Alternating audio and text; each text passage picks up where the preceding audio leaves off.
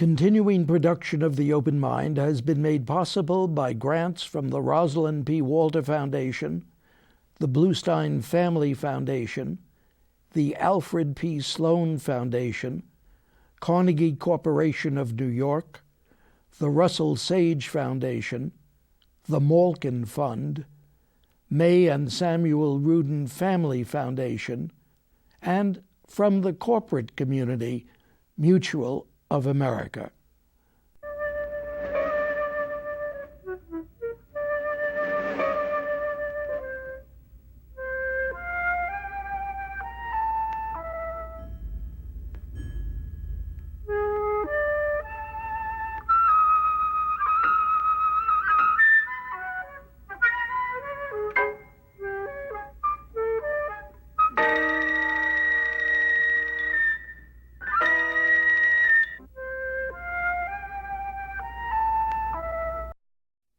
I'm Richard Heffner, your host on The Open Mind.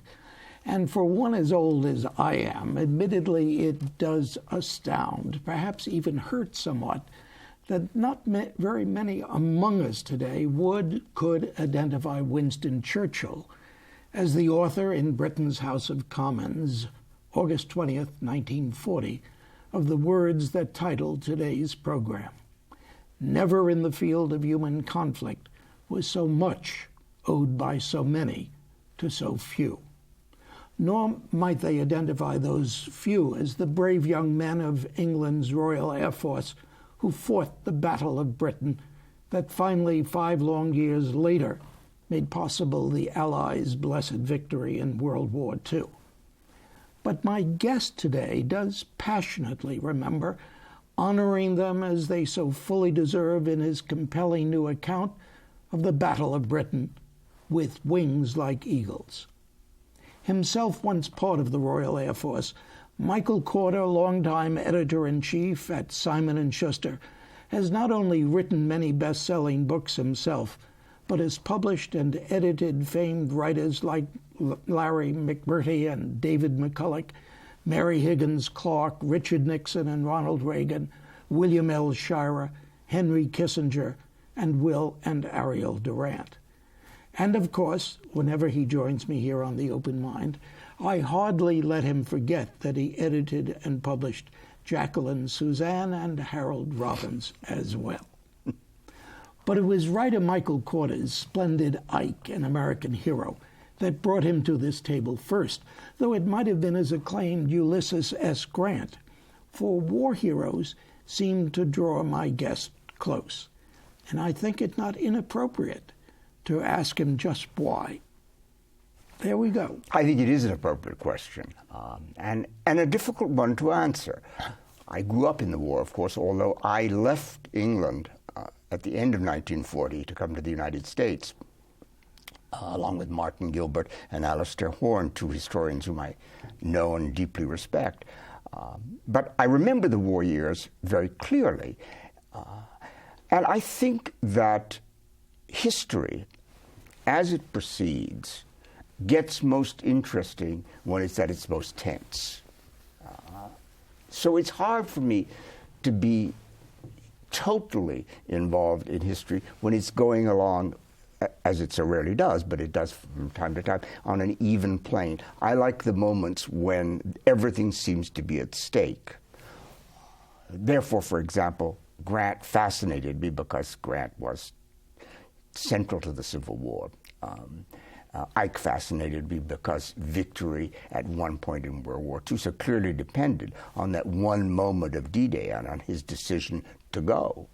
And the Battle of Britain fascinated me for a number of reasons. First of all, because it is clearly the moment at which Hitler lost the war. It would go on for another 5 years, but his chance to win it, his one chance to win it completely, was in September of 1940, in the 2 or 3 days that I describe as the peak of the Battle of Britain, and he failed, without even knowing that he failed, without even realizing that he failed, which is fascinating. The second reason is that I served, as you point out, in the Royal Air Force. So when I was in the Royal Air Force, which was from 1950, I would say, to 1952, through 1952, I still met plenty of people in the RAF who had been in the Battle of Britain, for whom it was not the past, it was almost the present. Certainly it was the very recent past, and it was the high point of their lives. And finally, because there's something fascinating to me about those moments in history when a very small number of people, very, very small, make a huge difference. The moment when 200 Spartans stopped the Persians is an extraordinary moment because there were so few of them. And most of us in the days where classics were still studied at school remember that over their grave was engraved in the stone, stranger, go tell them, stranger passing by, go tell them in Sparta that we died according to their laws. Because, of course, the laws of Sparta forbid anybody to retreat. And on the days of the peak of the Battle of Britain, Air Chief Marshal Sir Hugh Dowding, the Commander-in-Chief of Fighter Command, had approximately 600 to 700 Spitfires and Hurricanes and 900 pilots on any one of those days. That's the total amount of aircraft and pilots that were responsible for stopping Hitler in his tracks in the summer and the early autumn of 1940, without which England would almost certainly have been invaded. Hitler would have won the war he wanted to win, which was the war in Europe, before America was brought into the war by the Japanese. The world would be an entirely different place. So you must see that this entire structure of history, of well-being, of later misery and later problems, in short, the world as we know it, rested on September 7th and on September 15th, 1940, on about 900 young men aged between 18 and 20 or 21. And that's it. I wanted to study that and study that moment in time when everything that we know rested on just those tiny, tiny, tiny number of pilots. Michael, you've remembered. Do you think the world remembers? Well, I would hope that this book will bring them back some memory of it, at any rate to those who are old enough, and also introduce to younger people some very radical notions about the way history works. Do I think that most people remember? Outside England, no. Inside England, it's a cult. The Battle of Britain is very much a cult moment of English life for precisely the reasons that I've just given. And in fact, September 15th is celebrated as Battle of Britain Day, and a Spitfire and a Hurricane are still flown on that day and are kept in the Royal Air Force perfectly preserved in flying condition just for that purpose. Outside England, I think not. And yet there it is. It's the moment at which victory was in Hitler's grasp, and he did not know it. You know, the two words that come to mind, of course, as I read With Wings Like Eagles, how come? Was it the monomaniacal nature of the man? Was it Goring's interference, in a sense, in his realization of what the situation was? How do you account for the fact? The fact that he didn't win, or the fact that he fought the war in the first place? No, the fact that he didn't do the things that might have enabled him to win. Well, I think the answer to that is that Hitler had a victory in May and June of 1940 greater than anything that even he had ever possibly imagined.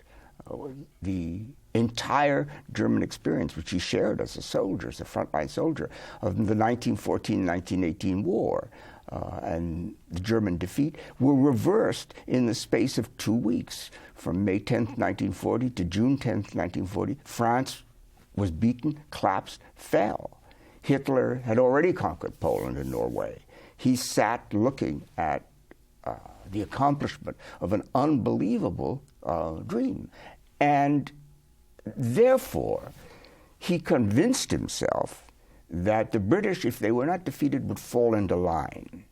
And the British gave him ample reason for believing that. I wanted to ask you about that. You say they did give him ample reason. The aristocracy in England? Well, I'm not so sure that you can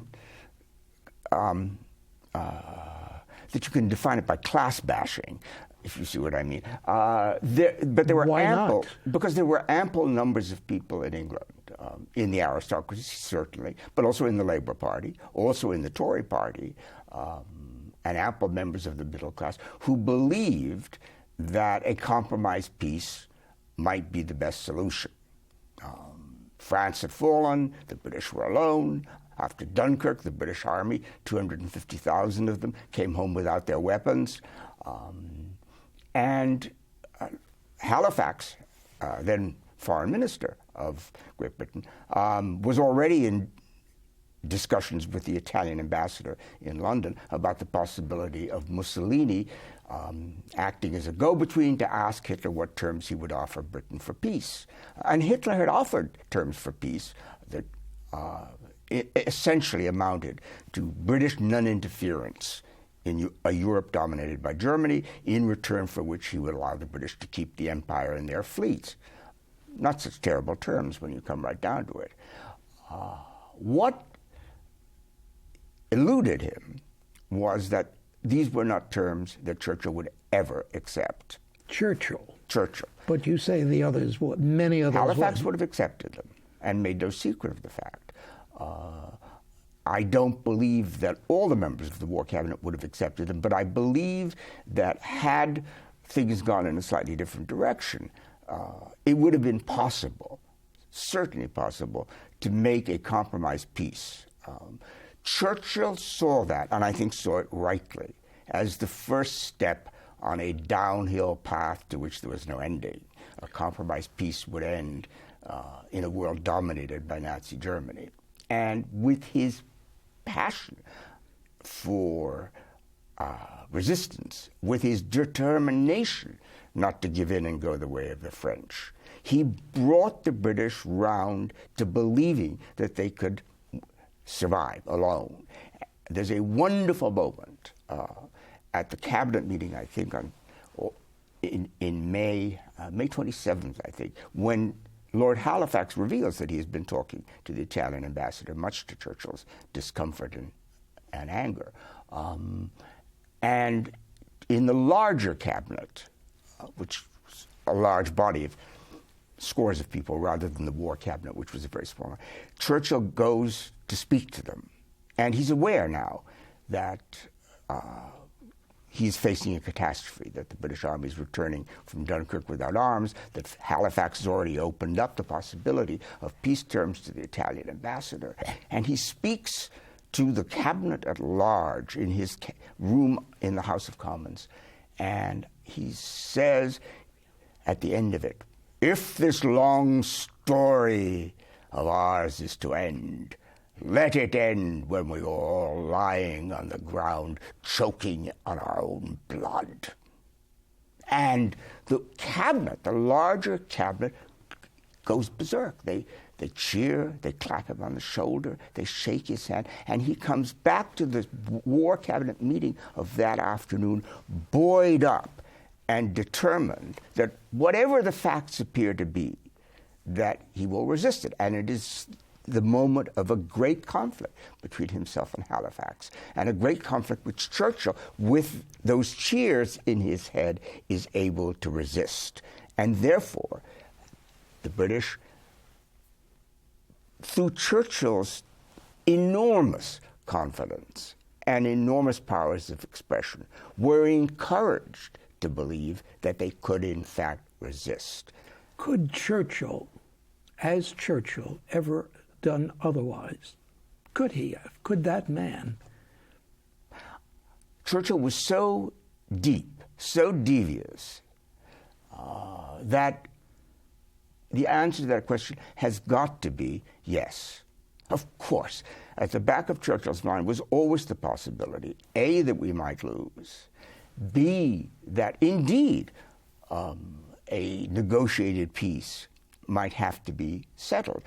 He was, I think, very conscious of the fact that he was not the person to do that his old colleague David Lloyd George or his foreign minister, Lord Halifax, might be the ones who would have to make that peace. He was perfectly aware that he could neither do it nor would he have been an acceptable person to negotiate that peace with Hitler, because Hitler would not have accepted it.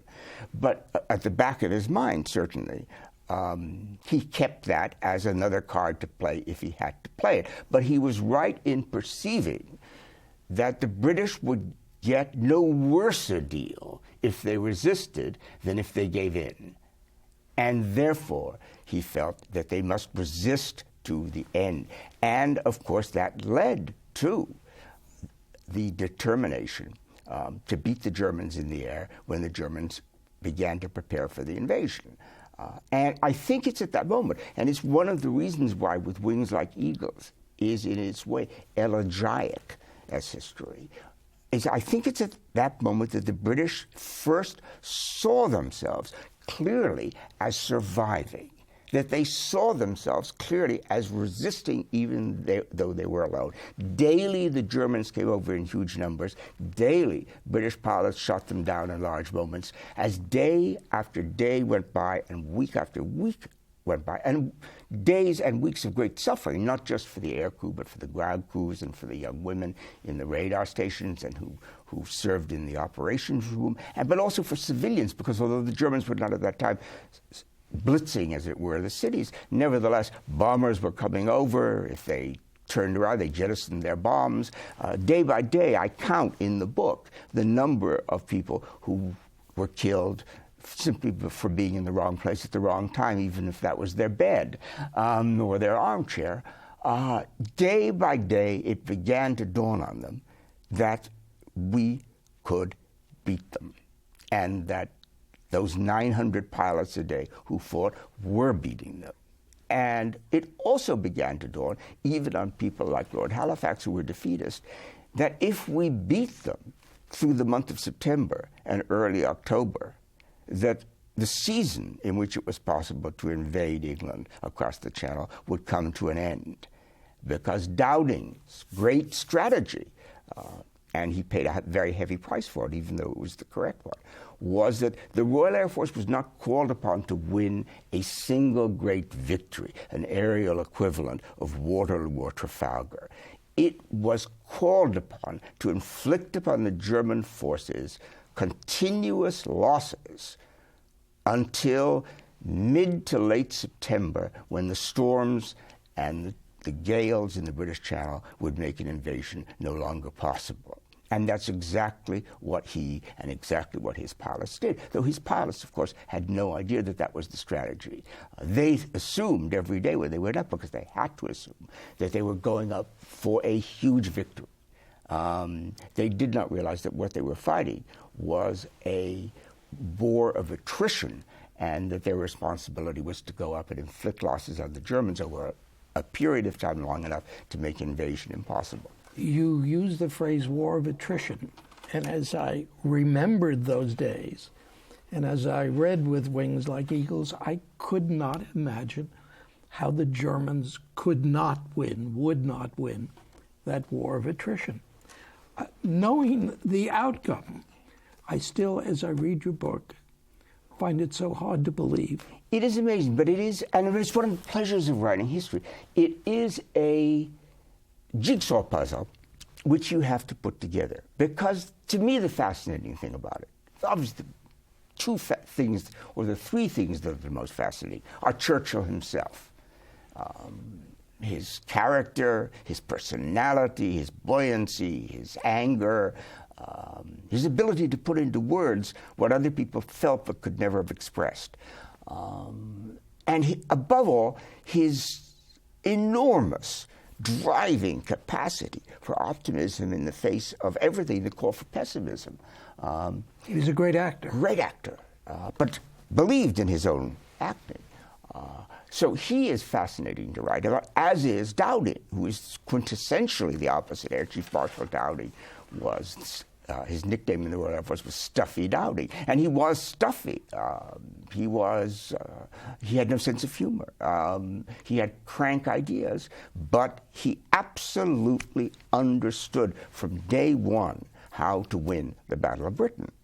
And thirdly, the pilots themselves are fascinating because they're such a varied group, and because they fought in a way which we can't even conceive today. They went up 4-5 times a day. Their rate of loss was astonishing. And yet they were young, buoyant, immensely confident in a way that people no longer are confident. But the jigsaw puzzle is to piece together through the 1930s how people like Neville Chamberlain and Stanley Baldwin, generally called the appeasers because they were the appeasers, nevertheless, how they put together, with Dowding, piece by piece, the structure for fighter command, so that in 1940, when the Germans attacked, we were, in fact, in that one area, ahead of them and ahead of everybody in the world. That's what's so impressive about Dowding, that the fighter command was there. They did it. They were there. They were put together through that period that you're talking about. It is amazing. It is amazing. So, to me, the lives of people like Sidney Cam, the designer of the Hurricane, or R.J. Mitchell, who designed the Spitfire, and the way in the early 30s they were already putting together aircraft which were revolutionary, 8-gun monoplane fighters with retractable undercarriage and enclosed cockpits, in an age when the fighters of every nation in the world were biplanes. The way in which Watson Watt not stumbled upon, but actually invented radar, and the way in which the British government, secretly, without anybody knowing that it was happening, not only accepted radar, but built a chain of radar stations around the United Kingdom in the 1930s that was, in fact, the key to winning the battle. We could see the Germans forming up a couple of 100 miles before they reached the English shores. We could count the number of airplanes they were sending and the height they were going. All of a sudden, what Dowding had created was a system which was irresistibly stronger than the Germans ever imagined it to be. And every one of those people plays a significant role. I am just as interested, and I hope to make the reader just as interested, in Mitchell, this young genius of an airplane designer who was building planes in the 1930s that flew over 400 miles an hour for the day, an unbelievable speed. And in the way in which chance so frequently played its part when the British government could no longer finance the Mitchell Supermarine racing aircraft, for example, on which the Spitfire was based. A Lady Houston, widow, an immensely wealthy widow, put up £100,000, which is almost 8 million pounds in today's money, $16 million, out of her own pocket to keep financing Mitchell's designs. Each one of these stories is interwoven and comes to its head, to its fruition, in that summer of 1940 when the Germans attacked. But what impresses me most, not that the others don't, of course, is your statement here at this crucial time. That evening, Goring called his wife Emmy in Berlin to tell her triumphantly, "London is in flames." But you go on to write, a more perceptive comment came from the distinguished American journalist James Reston, then the correspondent of the New York Times in London, who cabled to his paper that night, "One simply cannot praise the average man here too highly. Out of a history and environment of these past 1,000 years, he has inherited a quality of courage which is a true inspiration. One simply cannot convey the spirit of these people. Adversity only angers and strengthens them. They are tough in a way we Americans seldom understand. That curious gentility among their menfolk confuses us. We underestimate them. The British people can hold out to the end." And I have to tell you, with all the personalities whom you bring to life, and you do so vividly, James Reston's statement about the British was so enormously important. And absolutely true, by the way. Absolutely true. The British, at any rate, the British of 1940, our national passion for politeness, our national passion for putting things at their least sensational, for understatement as a method of communication, which is a very British thing, leads people to believe, and certainly led people to believe in 1940, that the British will not fight. But the British have always been like that. Napoleon underestimated us. Philip of Spain underestimated us.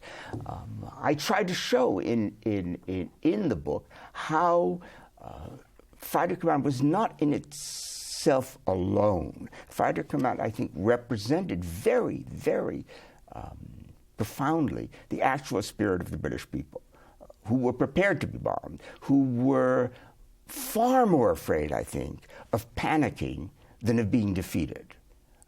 Panic, giving way, giving in. Churchill himself, when he visited Harrow, his alma mater school, which he had hated, but he was there. But I remember that when he went in 1940 to address the boys at Harrow, he said, at the end of a short speech, he said, "Just remember, never, never, never, never, never give in, never surrender, never give up." Michael Korda, that's the point at which we say, never, no more time. Thank you for joining me today. Thank you for having me. And thanks to you in the audience. I hope you join us again next time.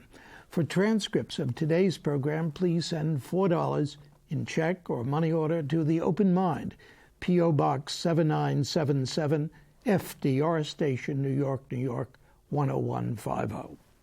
Meanwhile, as another old friend used to say, good night and good luck.